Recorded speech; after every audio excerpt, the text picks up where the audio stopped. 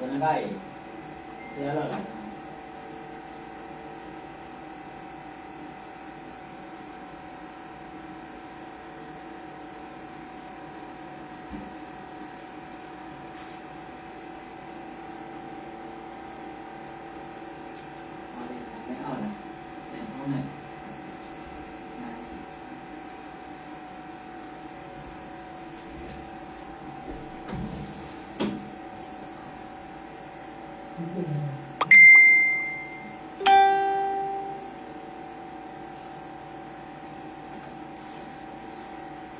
Alo mình là ba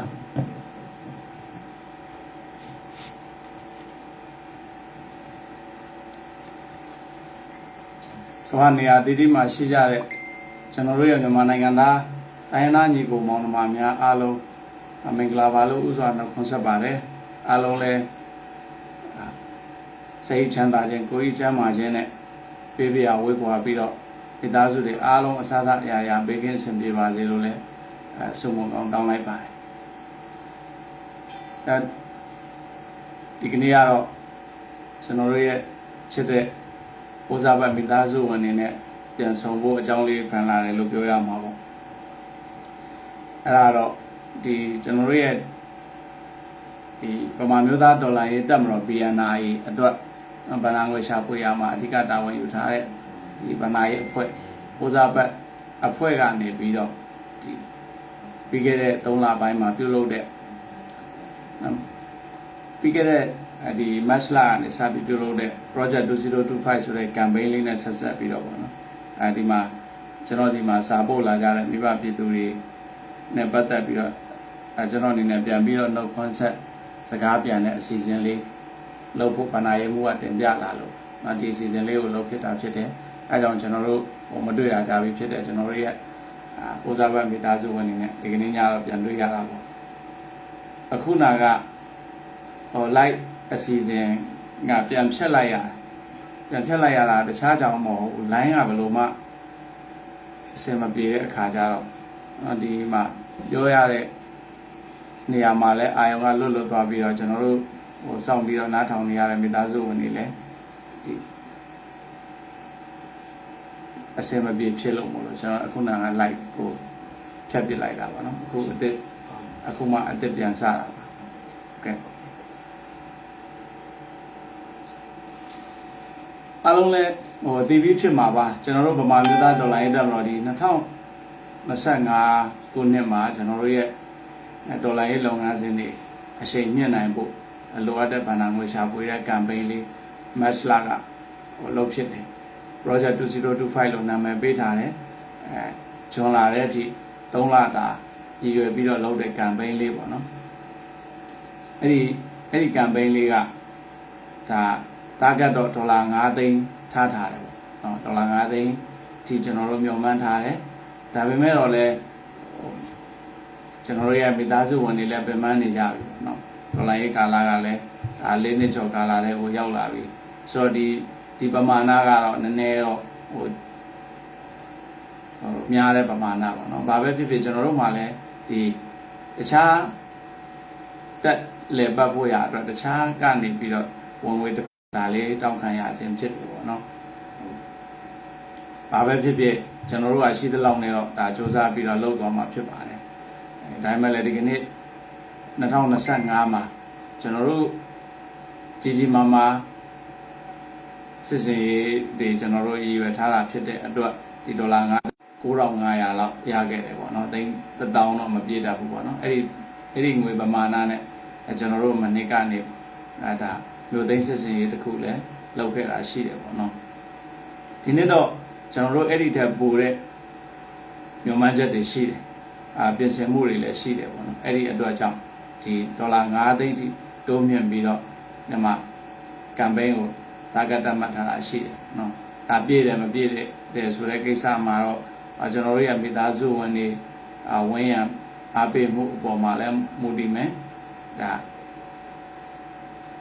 တကယ်လို့မပြေဘူးဆိုရင်လည်းကျွန်တော်တို့အနေနဲ့ကတော့ရှိသလောက်နဲ့တာဝန်ကျေအောင်စူးစမ်းမှာဖြစ်ပါတယ်။နော်ကိုမိသားစုဝင်တွေရဲ့စေတနာကိုနားလည်တယ်။ပြင်ပန်းနေကြတဲ့အခြေအနေကိုလည်းနားလည်တယ်ပေါ့နော်။အဲဒါကြောင့်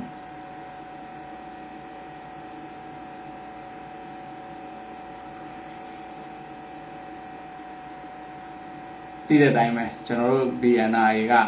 ဟောကြီးမားမားဆယ်လီတွေဘယ်သူမှလည်းဒါပါတဲ့အလေးထားမရှိဘူးပေါ့နော်ဒေါ်လာရေးစကနဦးကလေးကဒီမိသားစုဝင်နေနဲ့ပဲကျွန်တော်တို့အပြန်အလှန်လက်ချင်းဆက်ပြီးတော့ချီတက်ခဲ့ကြရတာဒီမိသားစုဝင်ကလည်းဒီမိသားစုဝင်တွေမှာလည်းဗမာနေကြပြီဆိုတော့ဟောလိုအပ်ချက်တွေတော့ရှိမှာပေါ့တော်တော့ပြန်ဆုံးပြီထင်တယ်ဟမ်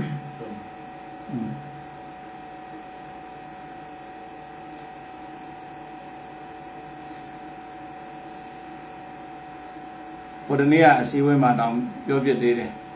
ကျွန်တော်တို့ BNI ကတော့ဟိုအစိုးရဘော်ပြူရဲ့ဒီတချင်းတွေကတာကြီးတချင်းလိုပဲတခုခုဆိုရင်ဒီမိသားစုပြန်ငဲ့နေရတယ်လို့ပဲအခုဒီ campaign လေးမှာဆိုရင်လည်းကျွန်တော်တို့3လပိုင်းဟာစလိုက်တယ်ငလျင်ကိစ္စဖြစ်လာတဲ့အခါကျတော့ပြည်သူလူထုတွေကိုငဲ့ပြီးတော့ကျွန်တော်တို့ရဲ့ campaign လေးကိုရပ်ထားလိုက်ရတာရှိတယ်မနစ်ကလည်းတချို့သတိထားမိလိမ့်မယ်ထင်တယ်ကျွန်တော်တို့ဒီ campaign မှာရေဘေးနဲ့ကြုံခဲ့ရတယ်အဲ့ဒီမှာလည်းနည်းနည်းတော့ဟိုအားနည်းချက်တွေဖြစ်သွားတယ်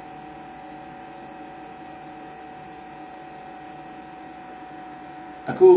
ဒါဒီဒေါ်လာ9သိန်း campaign ကတော့ကျွန်တော်တို့စစ်စင်ရေးအတွက်မြို့မှန်းချက်တွေလည်းပါတယ်နောက်ကျွန်တော်တို့ရဲ့ဒီဗမာမျိုးသားဒေါ်လာရဲ့တက်မတော်ကိုနောက်ရဲဘော်တွေရဲ့ဒီအရေးသွေးမြင့်တင်တဲ့အပိုင်းတွေတက်ပုံစံကြအောင်တိဆောက်နေတဲ့အပိုင်းတွေအတွက်လည်းဒါအသုံးပြုဖို့လည်းလိုအပ်လို့ပေါ့နော်အဲ့ဒီမှာလည်းနည်းနည်းပြောချင်တာရှိသေးတယ်အဲ့ဒါဘာလဲဆိုတော့ဒီဟိုစစ်ပုံကြတယ်တက်ပုံကြတယ်ဆိုတဲ့စကားနဲ့ပတ်သက်ပြီးတော့ဒီမှာခံစားချက်လေးနည်းနည်းဖြစ်နေတာပေါ့နော်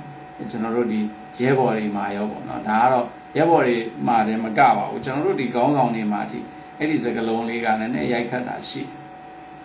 အဲ့ဒါဘာလဲဆိုတော့ခုနကပြောသလိုပေါ့နော်ကျွန်တော်တို့ကဒီဘိုးပြူသချင်းတွေကသားကြီးလိုပဲဒီမိဘတွေနဲ့ပဲတေသူချင်းမကွာနေခဲ့ကြဒီမိသားစုဘဝပြတ်တယ်လို့မျိုးပေါ့နော်ဒီတိုင်းပြီးဒီခက်ပြတ်တဲ့အခါမှာကျွန်တော်တို့တွေဟာကျွန်တော်တို့ရဲ့မိဘပြည်သူတွေနဲ့တသားနဲ့နေပြီးတော့ဒုက္ခတွေကိုအတူရင်ဆိုင်နေဖြစ်လာတဲ့ဒီလောကရန်ကိုဒီမိဘတွေရှေ့ကနေပြီးတော့ဟိုသားကြီးတွေလိုပဲရေဝုံဝရှေ့ကထွက်ရက်ပြီးတော့ဒီလောကရန်ကိုခါးစီခံရင်းနဲ့ရင်ဆိုင်ခဲ့ကြတာပေါ့2021ဒီအစောပိုင်းကတည်းကပေါ့နော်အားလုံးလည်းသိပါတယ်ဒီအကြောင်းတွေကကျွန်တော်တို့မပြောရင်တောင်မှဒါအားလုံးသိပြီးသားပဲဒါပေမဲ့တစ်ခုရှိတယ်တချို့တွေကဒီအကြောင်းအရာတွေကိုသိပေမဲ့လွယ်မေ့ပြလိုက်ကြတာတွေတော့ရှိပုံရတယ်။ဘာဖြစ်လို့လဲဆိုတော့ပြောချင်တာကကျွန်တော်တို့ကအဲ့ဒီကာလမှာကတည်းကဒီသူလူထုနဲ့အတူတူမြေပြင်မှာပဲနေပြီးတော့ကိုဒီဆောက်ဖို့တဲ့ဒီသူလူထုရဲ့ဒီနေ့စဉ်နဲ့များကြုံတွေ့နေရတဲ့ဒုက္ခတွေကိုရှိတဲ့အားနဲ့ရင်ဆိုင်ဖြေရှင်းနေကြရ။အဲ့တော့ကိုတော့မဟုတ်ကိုသက်ကိုဒီဆောက်ဖို့အပိုင်းတွေမှာကျွန်တော်တို့ကအားနည်းချက်တွေဖြစ်ခဲ့တယ်။ဒါပေမဲ့ဘလောက်ပဲကျွန်တော်တို့ကိုဒီဆောက်ဖို့ကိုတက်ကိုဒီဆောက်ဖို့အားနည်းချက်တွေဖြစ်ခဲ့ပါသေးပေါ့နော်ကျွန်တော်တို့စပြီးတော့ပြောခဲ့တဲ့ဒီဒေါ်လာရဲ့မေးကြောင့်ဒီခရီးကြောင့်နော်တချို့တွေဟိုပန်းနိုင်ကိုရောက်ကုန်ကြတာရှိတယ်ဒါကကျွန်တော်တို့ကိုရည်သွေးပြောတာမဟုတ်ပါဘူးဒါအနှစ်လာပြင်ဆင်ထားကြတဲ့အခြားဒီဒိုင်းသားအင်အားစုတွေသူတို့ရဲ့ကြိုးစားအားထုတ်မှုတွေသူတို့ရဲ့ဉာဏ်မျှော်မြင်နေအတွေ့အခေါ်တွေနော်လောက်ရည်ကန်ရည်တွေကြောင့်ဒီပန်းနိုင်ကိုရသွားတယ်နော်သူတို့လိုချင်တဲ့စီရောက်သွားတယ်လို့ပြောလို့ရပါတယ်ဒါပေမဲ့လို့နော်ဒီအခွင့်အရေးကိုသူတို့တွေနှစ်ပေါင်းဆယ်ချီပြီးတော့ရှာဖွေခဲ့ကြတာနော်သူတို့တွေလည်းအဲ့ဒါကိုအခုလိုမျိုးလွယ်ကူမရခဲ့ပါအခုကတော့ဘာလို့လွယ်ကူရလဲလွယ်ကူမဟုတ်သည့်တိုင်ပေါ့နော်ဘာဖြစ်လို့ဒီလိုမျိုးရလဲဆိုရင်ပြောခဲ့သလိုပေါ့နော်ကျွန်တော်တို့တွေဒီအာနာသိမ့်ပြီးတဲ့နောက်မှာအညာကကျွန်တော်တို့ပြည်သူတွေရဲ့မရှိတာနဲ့ဒေါ်လာရဲ့ခီးဒေါ်လာရဲ့မီးကိုပြိုးခဲ့တဲ့စူးစမ်းအထောက်ခဲ့တဲ့ရလဒ်တွေပေါ့နော်အဲ့ဒီအခြေအနေတွေကတိုင်းပြည်လုံးကိုရိုက်ခတ်သွားစေနိုင်လောက်တဲ့အနေအထားတွေရှိခဲ့တယ်ကဘာကတောင်မှအားသိငယ်ရတဲ့အနေအထားတွေလည်းရှိတယ်ပေါ့နော်ဒါကျွန်တော်တို့ဟို ပြောနေကြတယ်စစ်ပုံမကြဘူးတပ်ပုံမကြဘူးအဲ့ဒီမကြဘဲနဲ့အညာသားတွေဖီယိုဖျဲနဲ့ဝင်ခဲ့တဲ့တိုက်ပွဲပဲအဲ့ဒီတိုက်ပွဲအရှိန်ကနော်အချို့သူတွေအတွက်အခွင့်အရေးတောင်ဖြစ်ခဲ့တာရှိတယ်ဒါပေမဲ့ပြောချင်တာကဘာလဲဆိုတော့ဒီလိုမျိုးပေါ့နော်ကျွန်တော်တို့တွေကကိုနော်ကိုတက်ကိုဒီဆောက်ဖို့ဆိုတာတဲ့ဒီပြည်သူတွေနဲ့အတူမြေပြင်မှာနေပြီးတော့ဒီတိုက်ပွဲဝင်ခဲ့ကြတယ်အဲ့ဒီအခြေအနေကနေပြီးတော့အခြားသူတွေအတွက်တော့အခွင့်အရေးတွေဖြစ်ခဲ့ကြပေမဲ့လို့နော်ဒါတွေကိုသိပေမဲ့လို့လွယ်မေ့ပြကြတယ်ဒီတန်ဖိုးတွေကိုမထီမဲ့မြင်ပြုကြတဲ့စကားတွေကြုံလာရတယ်အဲ့ဒါပြည်သူလူထုတချို့ထံကလည်းကြားရတယ်လို့ကျွန်တော်တို့ရဲ့တက်အချင်းချင်းစီကနေလည်းကြားရတာရှိနော်အဲ့ဒါကျွန်တော်တို့တက်မှာမဟုတ်ပါဘူးအညာမှာဒီလိုမျိုးအားနေတဲ့သူတွေအပေါ်မှာအဲ့ဒီရိုက်ခတ်နေတဲ့စကားတက်ပုံမကြဘူးစစ်ပုံမကြဘူးဆိုတဲ့စကားတွေပေါ့နော်ဒါကတော့စစ်ပုံကြတယ်တက်ပုံကြတယ်ဆိုတဲ့နေရာမှာလက်နက်ကင်ပြီးတိုက်နေရတဲ့အဖွဲ့အစည်းတွေအတွက်အဓိကလိုအပ်ချက်ဖြစ်တယ်ဆိုတာကျွန်တော်တို့ဒါပြဝလက်ခံတယ်ပေါ့နော်ဒါပေမဲ့ဒီအားနည်းချက်ကိုအရန်ကြီးနင်းပြောနေတဲ့ကိစ္စမှာတော့ဒီအညာကနော်မရှိတာနဲ့ဖြစ်တယ်လို့အသက်ပေးပြီးတော့ပြည်သူလူထုအတွက်ဘဝတွေစတေးခဲ့ကြတဲ့ရဲဘော်တွေတပ်ဖွဲ့ဝင်တွေအပေါ်မှာနည်းနည်းမထီမဲ့မြင်ပြုတဲ့စော်ကားတဲ့အနေအထားတွေထိတောင်မှတက်ရောက်တာကြုံခဲ့ရတယ်အခုကျွန်တော်တို့ရဲဘော်တွေဒီမြေပြင်မှာဆိုရင်သူတို့ကိုယ်တိုင်ပြန်ပြောလာတယ်ရှိတယ်ကျွန်တော်တို့ရဲ့စ조사အားထုတ်မှုတွေကဘာမှတန်ဖိုးမရှိလို့လားပေါ့နော်ကျွန်တော်တို့အညာသားတွေရဲ့ပေးဆက်မှုတွေကဘာမှကိုပဲသူတို့တို့အမှတ်တရဖြစ်เสียမရှိလို့လားပေါ့နော်တချို့သူတွေကပြောကြတယ်တပ်ပုံမကြဘူးဆိုတဲ့ကိစ္စတွေပေါ့နော်ပြည်သူလူထုကပြောတာကတော့တပိုင်းထားပါတော့တချို့တပ်ဖွဲ့ဝင်တွေကအဲ့လိုမျိုးဒီကျွန်တော်တို့ BNI မှာမဟုတ်ပါဘူးအခြားလူငယ်အဖွဲ့လေးတွေပေါ်မှာလည်းဒီတပ်ပုံမကြဘူးဆိုတဲ့ကိစ္စတွေအပေါ်မှာမိမိကိုယ်ကိုယ်ဂုဏ်ယူဝင်ကြွားပြီးတော့အခြားအပေါ်မှာမထီမဲ့မြင်နဲ့ပြောဆိုကြတာတွေကြားနေရတာတွေရှိတယ်။ဘာပဲဖြစ်ဖြစ်ဒီဟာတွေကလိုအပ်တယ်ဆိုတာလက်ခံပါတယ်။ဒါပေမဲ့လို့ဒီအညာမှာခက်ခဲနဲ့တိဆောက်ထားတဲ့တပ်ဖွဲ့တွေအပေါ်မှာနော်ထိုက်တဲ့လေးစားမှုပေးလို့မရဘူးလားပေါ့။မိမိတို့ကိုယ်တိုင်ရောဒီအခွင့်အရေးတွေဒီလိုအခြေအနေတွေတိဆောက်ဖို့ဘယ်သူတွေကြောင့်ရလဲဆိုတာလေးနည်းနည်းတော့ပြန်စဉ်းစားပေးကြ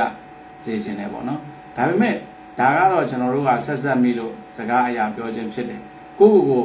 ဘာပဲဖြစ်ဖြစ်ကျွန်တော်တို့တိဆောက်ရမယ်ဆိုတဲ့အပိုင်းကိုလည်းကျွန်တော်တို့ဒါပြန်ပြီးတော့လေးနက်စဉ်းစားလာတယ်ပေါ့နော်အဲ့ဒီမှာကျွန်တော်တို့2021ကနေပြီးတော့ဒီ2024ထိ2023 2024ထိကျွန်တော်တို့ဒီခီးပေါ်မှာကျွန်တော်တို့ရှိတဲ့အားနဲ့ပြေလွာစူးစမ်းခဲ့ပြီးပြီအဲ့တော့အခုကျွန်တော်တို့ရဲ့ဒီတက်တိဆောက်မှုအပိုင်းစီကိုလည်းပြန်သွားမယ်ဒါပေမဲ့ဒါအခုမှလာတော့မဟုတ်ပါဘူးကျွန်တော်တို့ဒီ PNI ရဲ့လို့ဒီချောင်းပြီးကလေးကဒီအပိုင်းတွေကိုတစ်ဆင့်ချင်းပို့ပြီးမြင့်တင်လာတာပေါ့ဒါပေမဲ့ပြည့်စုံတဲ့အတိုင်းဒါထိတော့မရောက်သေးဘူးပေါ့နော်အဲ့တော့ဒီ2023မှာလဲကျွန်တော်တို့တက်ကိုအတက်နိုင်ဆုံးပြင်ဆင်ခဲ့တယ်2024မှာလဲဒါပြင်ဆင်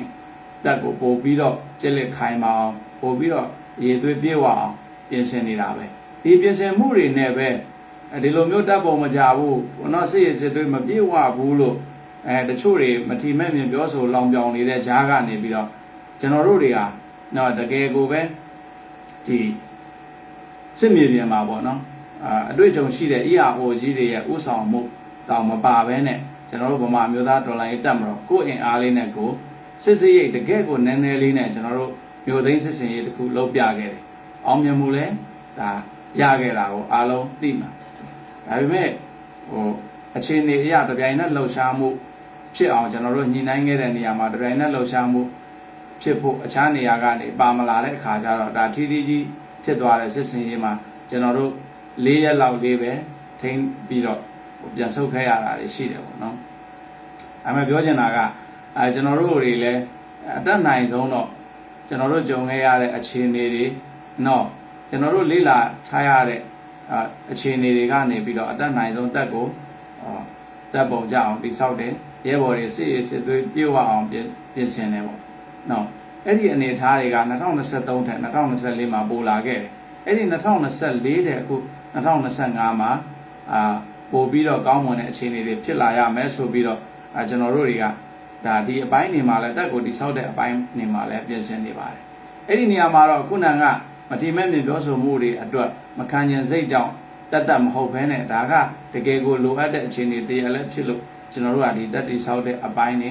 ရဲဘော်တွေကိုဒါအတွေ့အကြုံတွေပေါ့နော်စသဖြင့်ပေါ့ဒါပြင်ဆင်တဲ့အပိုင်းတွေကိုပို့ပြီးတိုးမြင့်လုပ်နေတာရှိတယ်ဒါ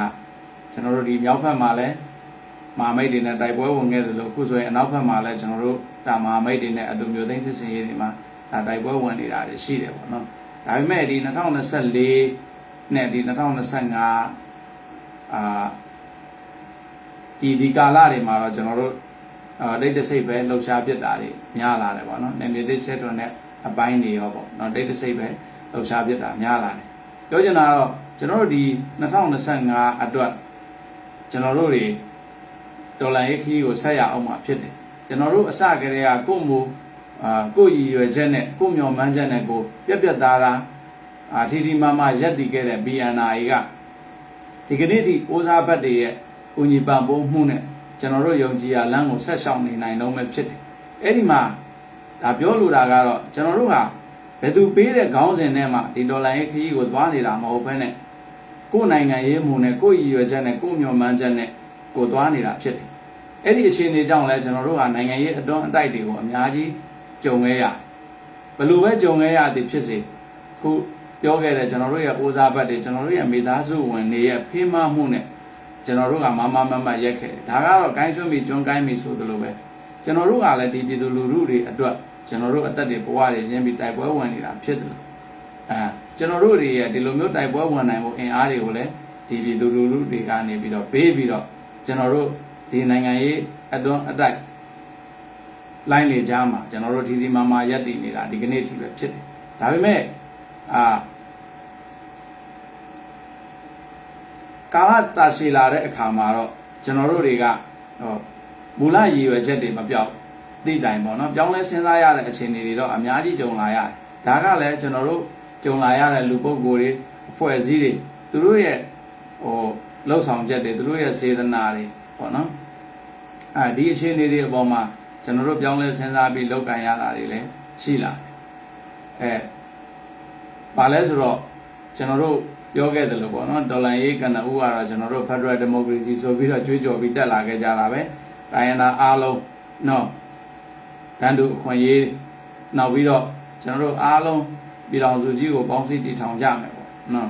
Federal နဲ့ Democracy ပေါင်းစပ်ပြီးတော့ Federal Democracy ပြည်ထောင်စုကြီးကိုစိတ်ကူးရင်ခဲ့တာ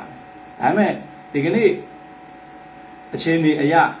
အဲ့ဒီကျွန်တော်တို့မျှော်လင့်တဲ့ Federal Democracy ပြည်ထောင်စုဆိုတာကတော့ကျွန်တော်ထင်တယ်ဒီဒေါ်လာရေးကာလအလွန်မှာယုံကြည်ဖြစ်ပေါ်လာဖို့မလွယ်တော့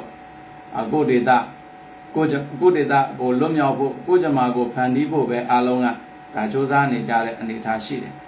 ဒီအနေအထားမှာရိုးသားတဲ့သူတွေရောမရိုးသားတဲ့သူတွေရောရိုးသားတဲ့အဖွဲ့အစည်းတွေရောမရိုးသားတဲ့အဖွဲ့အစည်းတွေရောကျွန်တော်တို့အများကြီးကြုံခဲ့ရပြီအဲ့တော့ကျွန်တော်ခဏဒီနောက်ပိုင်းမှာပြောလာရတယ်လို့ကျွန်တော်တို့နိုင်ငံရေးလောဘတော့အရင်မကြည်ရဲတော့ကျွန်တော်တို့ရှောက်ခဲ့ရတဲ့လမ်းမှာကျွန်တော်တို့အရန်လေးစားခဲ့ကြရတဲ့ပုံကိုယ်တွေအရန်လေးစားခဲ့ကြရတဲ့အဖွဲ့အစည်းတွေရဲ့နိုင်ငံရေးစေတနာတွေကိုလည်းကျွန်တော်တို့မြင်လာရတဲ့အခါမှာကျွန်တော်တို့အံ့ဩထိတ်လန့်ခဲ့ရတာတွေလည်းရှိပါနော်တကယ်ပါအဲ့ဒီတော့ဆိုတော့ကျွန်တော်တို့ကလက်ရှိလူထုအတွက်အကျိုးဖြစ်ထွန်းမှုကိုရည်ရွယ်ပြီးတော့ကျွန်တော်တို့ကြောင်းလဲစဉ်းစားပြီးတော့ဆောင်ရွက်နေတာတွေရှိတယ်ဒါတွေကပုံသဏ္ဍာန်ပေါ်လာရင်တော့ကျွန်တော်တို့ပြည်သူတွေဒီအသီးပွင့်ကိုခံစားရလိမ့်မယ်လို့တော့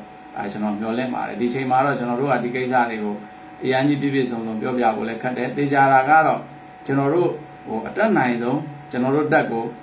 ပြင်ဆင်မယ်စုဖွဲ့မယ်စစ်လက်အောင်ဒီဆောက်မယ်စစ်ရေးစစ်သွေးအပြင်ကျွန်တော်တို့ကနိုင်ငံရေးတည်တဲ့ဒါရဲဘော်တွေနိုင်ငံရေးတည်တဲ့အဖွဲ့အစည်းအဖြစ်နဲ့ဆက်လက်ရပ်တည်နေမယ်ပြီးရင်တော့ခုနပြောခဲ့တယ်လို့ပေါ့နော်ကျွန်တော်တို့ဒေတာကျွန်တော်တို့လူထုကျွန်တော်တို့လက်လန်းမီယာမှာလက်တလုံးအကျိုးဖြစ်ထွန်းမှုအတွက်ကျွန်တော်တို့အကောင်းဆုံးကြိုးစားမယ်အဲ့ဒီနေရာမှာဘယ်သူတွေရဲ့ဝေဖန်မှုဘယ်သူတွေရဲ့တိုက်ခိုက်မှုဘယ်သူတွေရဲ့ထိုးနှက်မှုကိုမှကျွန်တော်တို့အရန်ကြီးအာယုံဆိုင်နေမှာတော့မဟုတ်ဘူးကျွန်တော်တို့လူထုတွေကျွန်တော်တို့ပြည်သူတွေရဲ့လက်တလုံးအကျိုးဖြစ်ထွန်းမှုအတွက်ကျွန်တော်တို့ဒါအကောင်းဆုံးစီရေးနိုင်ငံရေးနော်နှစ်ခုလုံးကနေပြီးတော့မျှပြီးတော့ စူးစမ်းဆောင်ရွက်သွားမယ်ဆိုတာလည်းဒီနေရာမှာကျွန်တော်တို့ပြောလို့ပါBNI အနေနဲ့ကတော့ရှိသလောက်အင်အားနဲ့ကျွန်တော်တို့ဒီခရီးကိုဆက်သွားနေမှာပါပြောခဲ့တယ်လို့ပေါ့နော်ကျွန်တော်တို့က Federal Democracy ကြွေးကြော်လာပြီမယ်လို့တကယ်တော့ကျွန်တော်တို့ပြည်သူလူထုရဲ့အကျိုးစီးပွားအတွက်ရည်ရွယ်တာပါပဲအဲ့ဒီမှာတနိုင်ငံလုံးစာမတက်နိုင်ရင်ကျွန်တော်တို့ဒေတာတစ်ခုသာကျွန်တော်တို့ရအောင်စူးစမ်းမယ်အတက်နိုင်ဆုံးကျွန်တော်တို့ပြောင်းလဲစဉ်းစားတဲ့နာတွေကိုပြောင်းလဲစဉ်းစားပြီးတော့ကျွန်တော်တို့လက်တလောအကျိုးဖြစ်ထွန်းမှုတွေကိုကျွန်တော်တို့ရအောင်စူးစမ်းပြီးသွားမယ်အဲ့ဒီအတွက်ကျွန်တော်တို့ရဲ့အသက်တွေဘဝတွေဂုဏ်သိက္ခာတွေဘာပဲရင်းရကျွန်တော်တို့လူထုအတွက်ဆိုရင်ကျွန်တော်တို့ကဒါအကောင်းဆုံးပေးဆက်သွားမယ်ဆိုတာလဲဒီနေရာမှာတပါးလဲပြောလို့ရပေါ့နော်အဲ့ဒီမှာတော့ကျွန်တော်တို့ကစစ်သားတွေအဖြစ်နဲ့အိမ်အားထွက်လာတာမဟုတ်တယ်လို့နိုင်ငံရေးသမားတွေအဖြစ်နဲ့အိမ်အားထွက်လာတာမဟုတ်ဘူးကျွန်တော်တို့ရဲ့ယုံကြည်ချက်အတွက်ကျွန်တော်တို့ကလက်နက်ကင်ပြီးတော့စစ်သားတို့မဟုတ်ဒေါ်လာရေးသမားတွေလုပ်ခဲ့ရတယ်ကျွန်တော်တို့ရဲ့ယုံကြည်ချက်ကျွန်တော်တို့ရဲ့မျှော်လင့်ချက်အတွက်ကျွန်တော်တို့ကဒီနိုင်ငံရေးနယ်ပယ်တွေကိုဝင်ပြီးတော့နိုင်ငံရေးသမားတွေလုပ်ခဲ့ရတယ်ဒါပေမဲ့ကျွန်တော်တို့ရှေ့မှာရှိတဲ့ဒါညီကိုတွေဆရာတွေရဲ့လက်တွဲခေါ်ယူမှုဖေးမမှုတွေကိုတော့ကျွန်တော်တို့အားကိုးမျှော်လင့်ခဲ့တာရှိတယ်ပေါ့နော်အဲ့ဒီမှာကျွန်တော်တို့ရတဲ့သူတွေစီကရပြီးတော့မရတဲ့သူတွေစီကမရဘူးနော်အဲ့ဒီမှာရတာမရတာဆိုတာတဲ့ကိုပဲတချို့ကလက်တွဲခေါ်တယ်လို့တချို့ကတော့တွန်းတိုက်တယ်ဖြိုလဲတယ်ပေါ့နော်အဲ့ဒီအနေထားတွေလည်းကျွန်တော်တို့ကြုံခဲ့ရအဲ့ဒါကြောင့်ကျွန်တော်ခုနကပြောတာအန်အောထိတ်လန့်စရာအခြေအနေတွေလည်းဒီနိုင်ငံရေးစာမျက်နှာပေါ်မှာကျွန်တော်တို့အများကြီးကြုံခဲ့ရအဲ့တော့ကျွန်တော်တို့ကအရန်ကြီးနိုင်ငံရေးလောဘတော့မကြီးရဲတော့ကြီးကျယ်တွေလည်းဒါကျွန်တော်တို့မပြောရဲတော့ဘာပဲဖြစ်ဖြစ်ကျွန်တော်တို့ရဲ့မူအရာရှိနေပြီမယ်လို့လက်တလောကတော့ကျွန်တော်တို့ဒေတာကျွန်တော်တို့လူထုတကယ်ကိုပဲဒိဋ္ဌဓမ္မအကျိုးဖြစ်ထွန်းမှုကိုဥတည်ပြီးတော့ကျွန်တော်တို့စူးစမ်းသွားမယ်အဲ့ဒီအတွက်စီရေးနိုင်ငံရေးကျွန်တော်တို့ရှိသလောက်အားလေးနဲ့ကျွန်တော်တို့ရအောင်လုပ်မယ်အဲ့ဒီမှာလူထုရဲ့ဝန်ရံမှုကိုလည်းကျွန်တော်တို့မျှော်လင့်နေအဲ့ဒီအတွက်ကျွန်တော်တို့ဒီမှာ project 2025ဆိုပြီးတော့ဗဏ္ဍာရေး campaign လေးလုပ်ထားတာရှိတယ်ပေါ့နော်အဲ့ဒါလည်းအတက်နိုင်ဆုံးပါဝင်ပေးကြဖို့ကျွန်တော်အနေနဲ့ရဲဘော်တွေရဲ့ကိုစားဒါတိုက်တွန်းပြောကြားလိုတယ်ပေါ့နော်ဒီမှာလည်းဖုန်းလေးပြောက်သွားတယ်စာပုတ်ထားတဲ့ဟာလေးဟောဒီမှာဟုတ်လားဒီမှာလဲကျွန်တော်တို့ဒီ project 2025ကနေပြီးတော့ပြည်သူလူထုတွေကနေစာပေးတဲ့အစီအစဉ်လေးတွေဟောနော်ကျွန်တော်အသေးစိတ်တော့ဖတ်မပြတော့ပါဘူးတချို့ကဒီမှာစသားခြင်းပဲပေါ့နော်ကျွန်တော်တို့ရဲ့တိုင်းရင်းသားညီကိုဖြစ်တဲ့ကရင်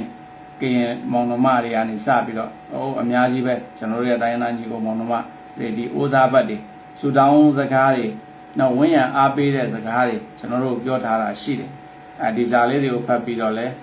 ရဲဘော်တွေလည်းအားတက်ရတယ်ကျွန်တော်တို့လည်းအားတက်ပါတယ်နော်အခက်ခဲတွေဒုက္ခတွေရှိသည့်တိုင်ဒီလိုမျိုးကျွန်တော်တို့အပေါ်မှာယုံကြည်နဲ့ဝင်းရံအားပေးနေကြတဲ့မိဘပြည်သူတွေရှိတဲ့အတွက်လည်းကျွန်တော်တို့ဒီပြည်သူတွေအတွက်စူးစမ်းရမယ်ခရီးလမ်းမှာကျွန်တော်တို့အတွက်အားစိတ်တစ်ခွက်ပါအဲ့မှာကျွန်တော်နည်းနည်းပြောပြခြင်းနဲ့စာလေးတွေရှိတယ်ပေါ့နော်ဒီမှာစစ်တော်ဘုံငကားရေးတဲ့ဆက်လက်တိုက်ပွဲဝင်ပေးပါလို့လည်းမပြောရဘူးရက်လိုက်ပါလို့လည်းမပြောရပြန်ဘူးတဲ့ရင်းထားရတာအသက်တွေဘဝတွေအဲ့တော့အတိတတိလေးထားပြီးတော့လောက်ကင်မှာ BNI တစ်ဖွဲ့လုံးကျမ်းမာပေးကင်းပါစီစာလေးကတော့တူလေးပါပဲဒါပေမဲ့ရက်လိုက်ပါလို့လည်းမပြောရဘူးဆက်လက်တိုက်ပွဲဝင်ပေးပါလို့လည်းမပြောရဘူးဆိုတဲ့စကားဒါအပြန်အလှန်ပြင်ပန်းလာတဲ့အပေါ်မှာနားလည်မှုနဲ့တွဲလာတဲ့အားပေးစကားပေါ့နော်မလုပ်ဘူးဆိုရင်လည်းအပြစ်မပြောလို့ဆိုတဲ့သဘောမျိုးပေါ့နော်လုံနိုင်တယ်ဆိုရင်လည်းဆက်လုပ်ပါဆိုတဲ့သဘောပဲနော်သူတို့အနေနဲ့တတ်နိုင်တာလေးတွေကိုပေးနေမယ်ဆိုတဲ့ပါ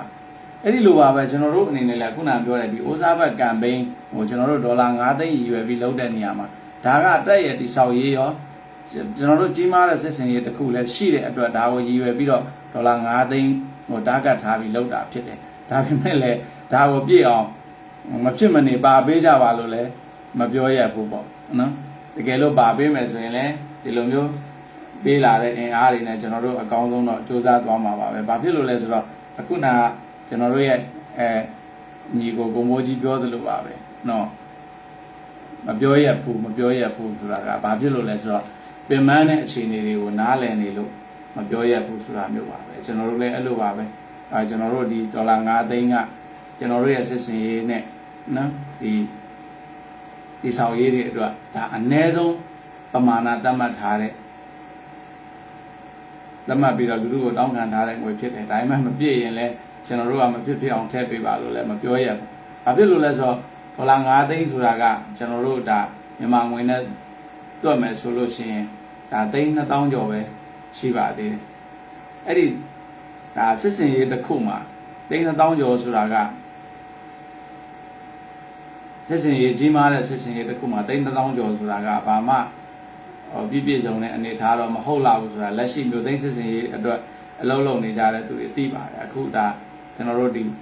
အနောက်ဘက်ဆိုရင်လည်းကျွန်တော်တို့ရဲ့ညီနောင်တွေမျိုးသိန်းစစ်စင်ရေးတွေမှာအနည်းဆုံး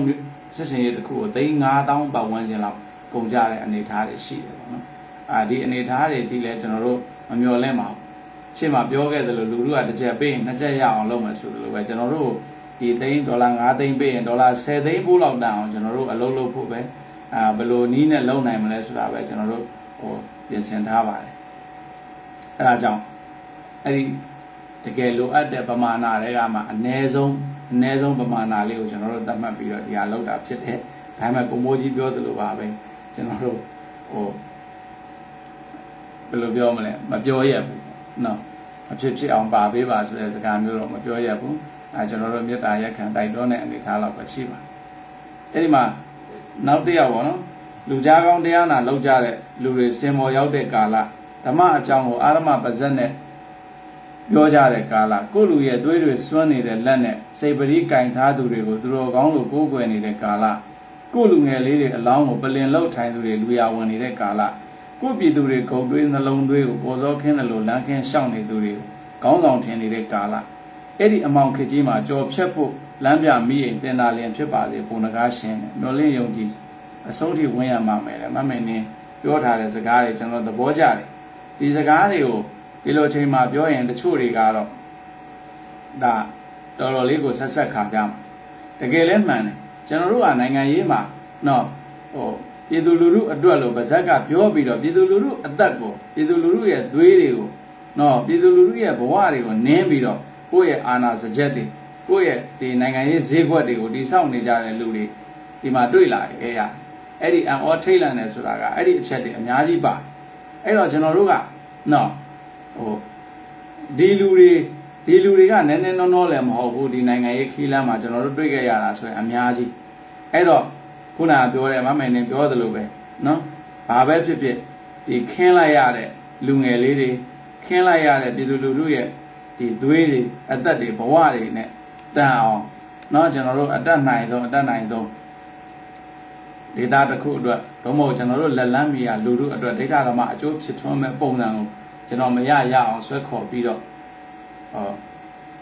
ဒီဆောက်ဖို့ပြင်ဆင်ထားတာတွေရှိပါကျွန်တော်တို့အတက်နိုင်ဆုံးစူးစမ်းပေးမယ်ကျွန်တော်တို့နင်းခဲ့တဲ့ဘဝကျွန်တော်တို့ခင်းခဲ့တဲ့သွေးတွေနော်ကျွန်တော်တို့နင်းခဲ့တဲ့အသက်တွေမဟုတ်သည့်တိုင်ဘယ်သူကနင်းနေဘယ်သူကခင်းအဲ့ဒီလူတွေအတွက်ကျွန်တော်တို့တက်နိုင်တယ်လို့ကျွန်တော်တို့လက်လန်းမီယာနော်အဲ့ဒီဘဝတွေကိုပြန်လည်ပြီးတော့တာယာသေးဖို့ကျွန်တော်တို့အကောင်းဆုံးစူးစမ်းမယ်လို့ကြည်ပေးတယ်မမင်းနေအခြေအနေရကျွန်တော်တို့ကတနိုင်ငံလုံးသာစိတ်ကူးရင်လို့တော့အာမတန်ဘူးပေါ့နော်အဲ့တော့ကျွန်တော်တို့လက်လန်းမီယာနော်ကျွန်တော်တို့ဆက်ရဒေတာလူလူရဲ့အကျိုးစီးပွားအတွက်ကျွန်တော်တို့အတက်နိုင်ဆုံးဒါပြောင်းလဲစူးစမ်းပါမယ်မမင်းနေပြောသလိုပေါ့နော်ကျွန်တော်တို့နိုင်ငံရေးမှာစိတ်ပရိကြီးကင်ထားတဲ့နော်ကြောင်သူတော်ကြော်တခိုးနိုင်ငံရေးသမားတွေနော်နောက်ပြီးတော့အာဏာစကြက်ရှာနေကြတဲ့သူတွေအဲ့ဒီလူတွေရဲ့အပြန်အလှန်အားပြိုင်မှုကြားထဲမှာကြေမွသွားရမယ်ဘဝတွေနဲနိုင်သမျှနဲအောင်နော်ကျွန်တော်တို့စူးစမ်းပြီးတော့လူတို့ရဲ့ဘဝနော်ကျွန်တော်ညံမိသလောက်ကျွန်တော်တို့ကိုယ်စွမ်းညံစွမ်းရှိသလောက်နဲ့လမ်းပြသွားမယ်လို့မဟုတ်ကျွန်တော်ရအောင်လမ်းဖောက်သွားမယ်လို့ပြပေးပါတယ်မမင်းကြီးဒါတော့မေကွန်းများတော်တော်လေးကျမ်းတဲ့မေကွန်းထာဝရလေးစားလျက်ပါပုံနဂါရေးတဲ့နာမခဘယ်တော့တိုက်မှလဲသိချင်လို့ပါဗျာလေကိုယ့်ဟာကိုယ်တောင်လောင်ရည်ရမယ်သဘောဖြစ်နေဒီမေကွန်းကတော့ ဒီမေကွန်းကတော့ဖုန်းနံပါတ်ထည့်ပေးပြီးတော့မေးရင်ပိုကောင်းမယ်ထင်တယ်ဗျဖုန်းနဲ့ဖြေမှနော်ဒီလိုမေကွန်းမျိုးဆိုတာ public မှာဖြေလို့လဲကောင်းတဲ့ဟာမဟုတ်ပါဘူးအဲ့တော့ကိုကမောင်ဆိုရင်အဲ့ဒါလေးနားလည်ပေးပါနော်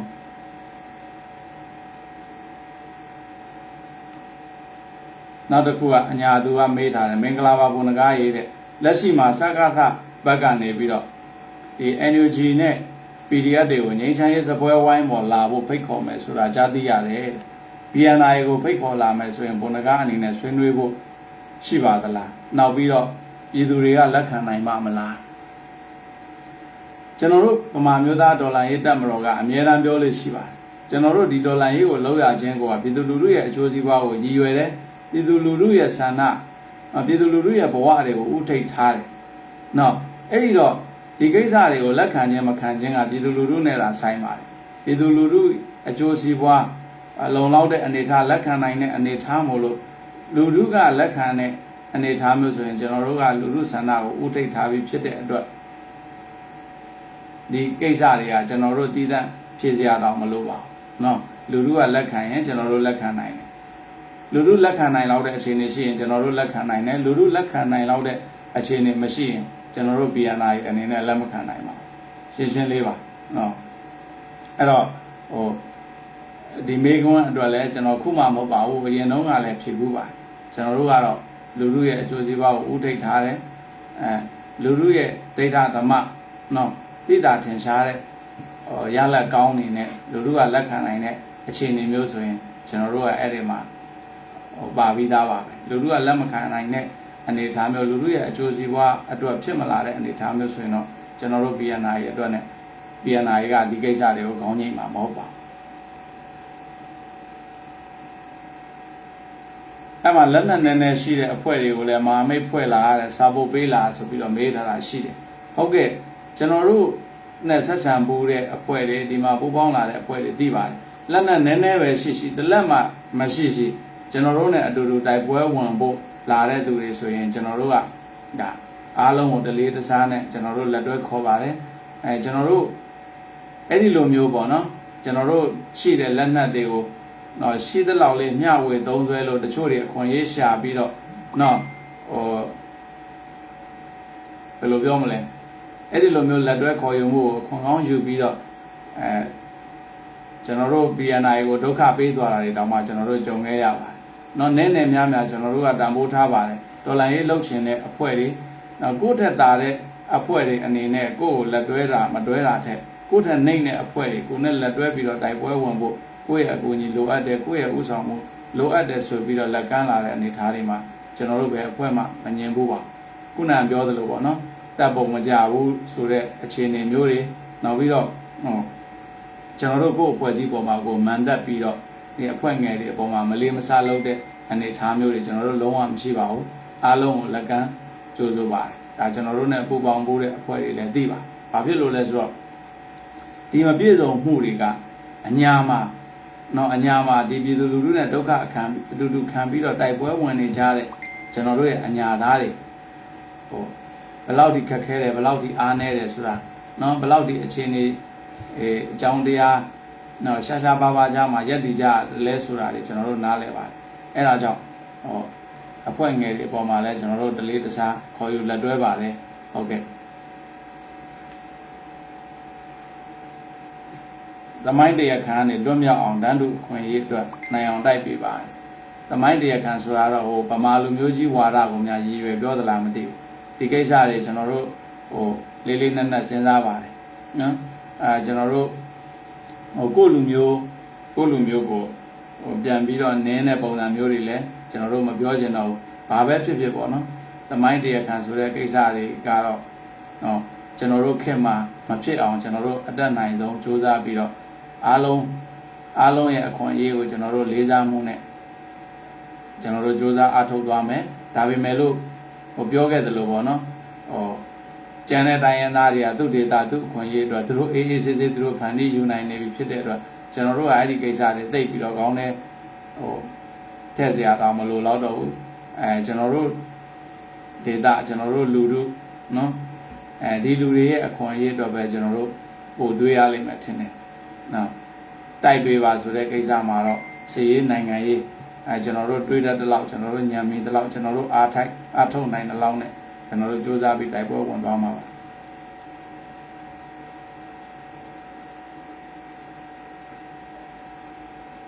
ကျန်တဲ့နောက်မှာတော့ဒီလိုပါပဲဟို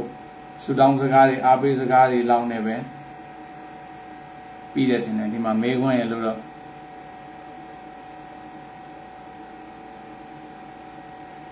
ဒီမှာဘုံကားအပါဝင်ဘုံကားဥဆောင်တဲ့ BNI ရဲဘော်များအားလုံးနဲ့ထောက်ဖို့များဝိုင်းဝန်းကူညီထောက်ပံ့လူဒန်းပေးကြတဲ့သူများအားလုံးကိုရောစိတ်ပါကျမ်းမာချမ်းသာပြီးမိမိတို့အလိုချင်ဆုံးဖြစ်တဲ့ຫນွေဥတော်လိုင်းရေးကြီးအများဆုံးအောင်မြင်ပါစေဆိုရဲဆန္ဒများအများဆုံးပြည့်ကြပါစေလို့ဆုတောင်းပေးပါတယ်တဲ့ဘုံကားလည်းမိမိနယ်ကိုအမြန်လွတ်မြောက်အောင်စ조사ရင်းနဲ့တနိုင်ငံလုံးလွတ်မြောက်အောင်ချိတ်ဆက်စည်းရုံးသွမ်းဆောင်နိုင်အောင်စ조사ပေးပါလို့တောင်းဆိုချင်ပါတယ်ဟုတ်ကဲ့ဒီထဲမှာမိမိနယ်ကိုအမြန်လွတ်မြောက်အောင်စ조사ရင်းဆိုတဲ့စကားလေးကိုကျွန်တော်တို့အလေးထားပါနော်ကျွန်တော်တို့လက်ကျွန်တော်တို့အင်အားနဲ့လည်းကျွန်တော်တို့ငယ်မြေအတွက်လောက်ပဲကျွန်တော်တို့အခုချိန်မှာတော့ပိုစ조사ရမယ်ထင်တယ်ဘာပဲဖြစ်ဖြစ်ကိုယ့်အနေနဲ့ကိုလက်လန်းမိသလောက်ကိုချိတ်ဆက်မိသလောက်တိုင်းနာညီကိုတွေပဲလဲတက်နိုင်သမျှကိုကြီးတိုက်ပွဲဝင်ခဲ့တာတွေလည်းရှိခဲ့ပြီးပြီပေါ့နော်ဒီနေရာမှာတော့ကျွန်တော်ရဲ့မိတ်ဆွေပြောသလိုကျွန်တော်တို့ရဲ့ဥစားပတ်ပြောသလိုပေါ့နော်ကျွန်တော်တို့နယ်မြေလေးကိုအများဆုံးလွတ်မြောက်အောင်အများဆုံးငြိမ်းချမ်းအောင်အများဆုံးဖွံ့ဖြိုးတိုးတက်နိုင်အောင်ကျွန်တော်တို့အကောင်းဆုံးကြိုးစားပါမယ်အညာရဲ့ကွဲနေတဲ့အဖွဲ့တွေကိုပေါင်းစည်းပြီးအနိုင်တိုက်ပေးပါဟုတ်ကဲ့ကွဲနေတဲ့အဖွဲ့တွေကိုကျွန်တော်တို့စုစည်းနိုင်တဲ့လောက်စုစည်းပြီးတော့ကျွန်တော်တို့မြင်တဲ့နိုင်ငံရေးအမြင်နေနဲ့ကျွန်တော်တို့ ਨੇ အတူတူဒေါ်လာရဲ့ခရီးကိုခြိတက်နိုင်ဖို့ကျွန်တော်တို့အတက်နိုင်ဆုံးစူးစမ်းစုစည်းသွားပါမယ်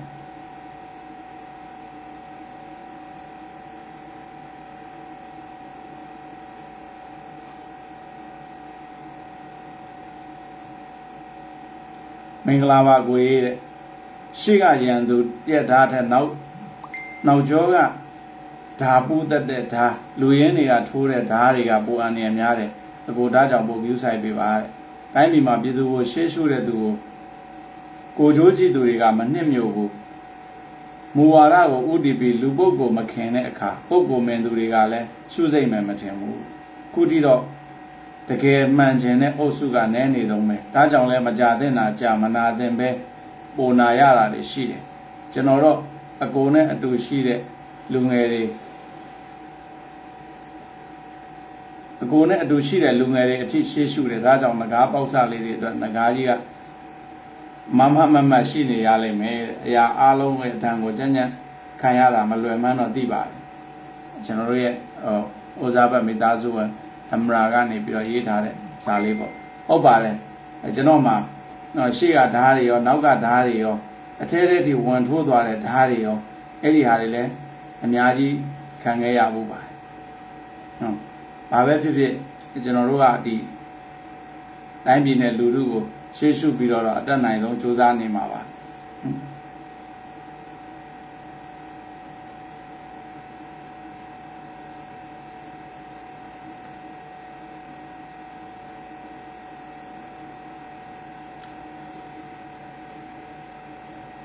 တကယ်တော့လေ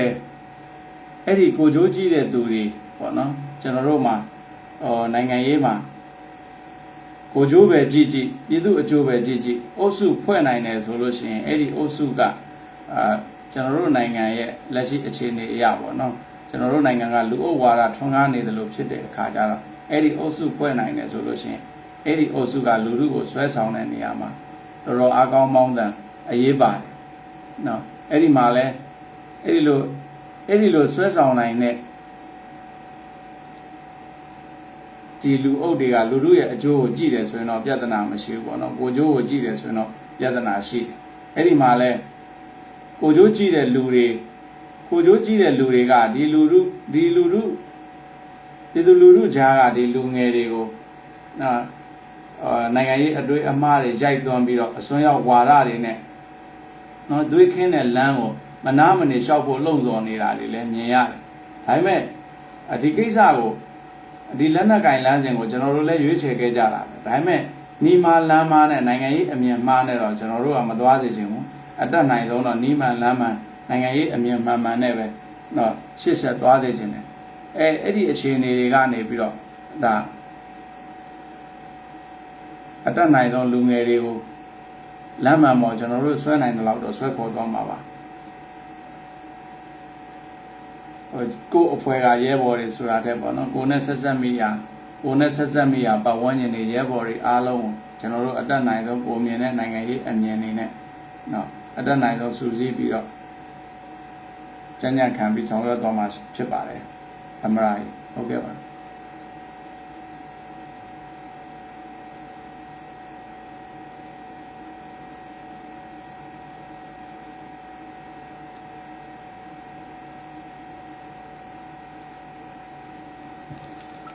ဒီမှာတော့ပြောခဲ့သလိုပေါ့နော်ဒီဆူတောင်းတဲ့စာတွေအပေးဝင်းရံတဲ့စာတွေကျွန်တော်တို့တတိပေးတဲ့စာတွေပဲများပါတယ်မေကွန်းဆိုလို့ခုနက3ခုလောက်ပဲကျွန်တော်တွေ့လိုက်ရတယ်ပေါ့နော်ခုနပြောတဲ့ဒီစစ်တပ်ကအငြိမ်းချမ်းရေးဆွေးနွေးပွဲခေါ်ရင်သွားမှာလားဆိုတာရဲ့နောက်ပြီးတော့အဖွဲ့ငယ်တွေကိုလည်း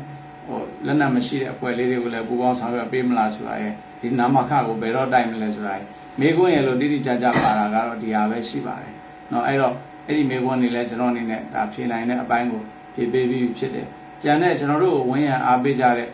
ဦးစားပတ်တွေเนาะစူတောင်းစကားတွေနောက်တတိပေးစကားတွေနဲ့ဒီလိုစာပို့ပေးကြတဲ့ဦးစားပတ်တယောက်ချင်းစီတိုင်းကိုလည်းတကယ်ကိုပဲကျေးဇူးတင်ပါတယ်เนาะကျွန်တော်တို့ရဲ့ဒီဦးစားပတ်ကနေပြုလုပ်နေတဲ့ project 2025ဆိုပြီးတော့เนาะဒေါ်လာ9သိန်းတာဂက်ထားထားတဲ့ campaign လေးကလည်းဘာကြောင့်ကျွန်တော်တို့အတွက်အရေးကြီးတယ်ဆိုတာဒါကျွန်တော်အနေချင်းပြောခဲ့ပြီးပါเนาะကျွန်တော်တို့ရဲ့ဒီတပ်ပုံကြဖို့ရတပ်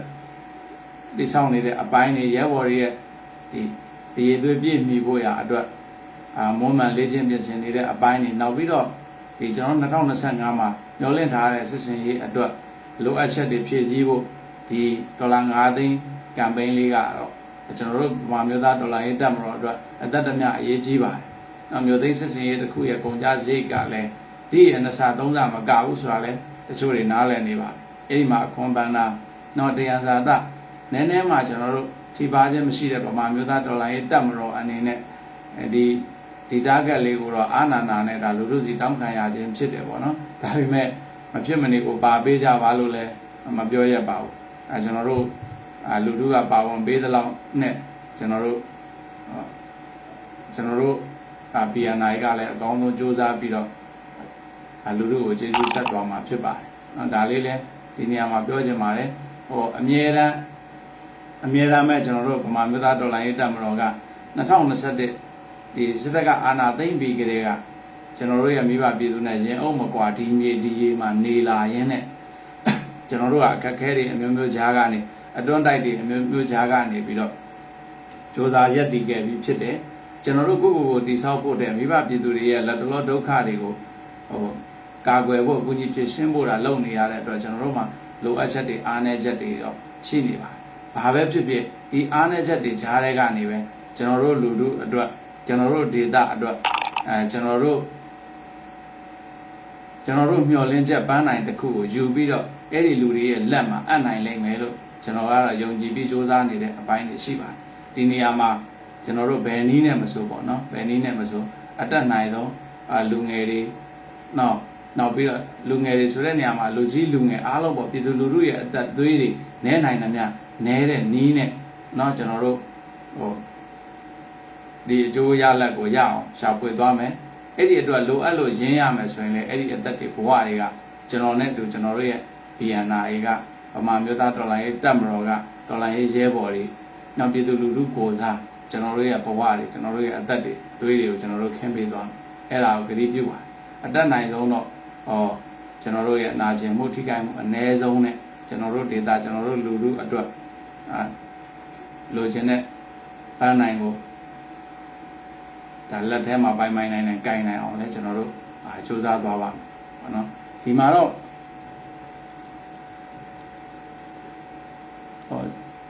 ပိုးစားဘက်ကပို့လာတဲ့ဒီစာလေးတွေကိုဖြေဖို့အစီအစဉ်ဆိုပေမဲ့ဒီဟာက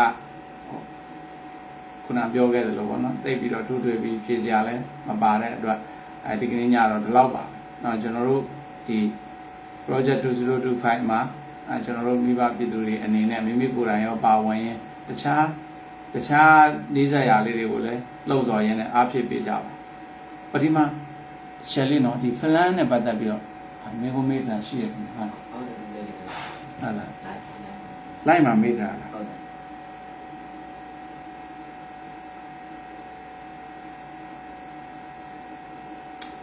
အော်ဖလန်းမျိုးသိန်းစစ်စင်ရေးမှာလက်နက်မျှဝေပါသလားတဲ့